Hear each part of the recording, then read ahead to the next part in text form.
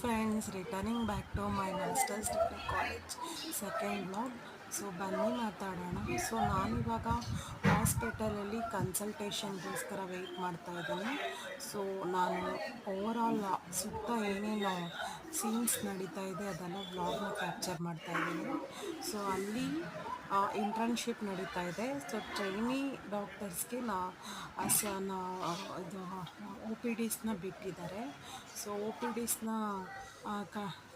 Conduct ಮಾಡ್ತಾ ಇದ್ದಾರೆ. So ನಾನು ಇವಾಗ ನನ್ನ ಟರ್ಮ್ಗೋಸ್ಕರ ಕಾಯ್ತಾ ಇದ್ದೀನಿ. ಸೊ ಇಟ್ ಈಸ್ ಸೊ ನೋಡಿ ಹಲ್ಲು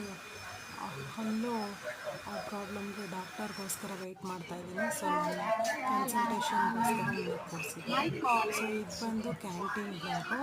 ಸೊ ಇಲ್ಲಿ ನಾವು ಆಲ್ಮೋಸ್ಟ್ ಅಲ್ಲಿ ಯಾವಾಗಲೂ ಟೈಮ್ ಸ್ಪೆಂಡ್ ಮಾಡ್ತಾ ಇದ್ದೀವಿ ನನ್ನ ಫ್ರೆಂಡ್ಸ್.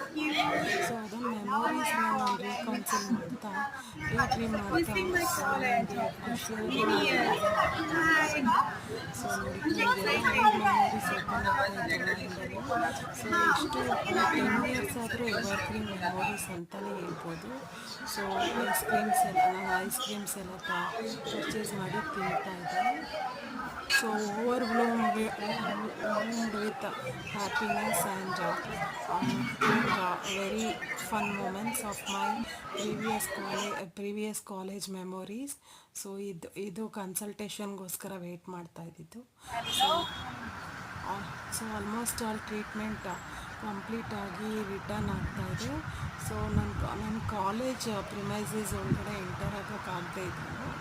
ಸೊ ನಾನು ಒಂದು ಫುಟೇಜಸ್ ತಗೊಂಡು ನನ್ನ ಬ್ಲಾಗರ್ಸ್ಗೆ ಅಪ್ಡೇಟ್ ಮಾಡಿದ್ರೆ ನಾನು ತಪ್ಪಿಲ್ಲ ಅಂತ ಅನಿಸ್ತು.